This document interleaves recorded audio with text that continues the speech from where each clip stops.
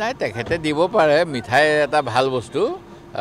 এইটো সদ্ভাৱ সম্প্ৰীতি তেখেতে যদি ভাবিছে যে তেখেতে যোৱা সময়ছোৱাত আমাক যিমানখিনি লেং মাৰিলে তাৰ কাৰণে তেখেতে অনুতপ্ত তেখেতে মিঠাই দিয়ক একো মই বেয়া নাপাওঁ কাৰণ যোৱা 21 চনত তেখেতে যেনেকৈ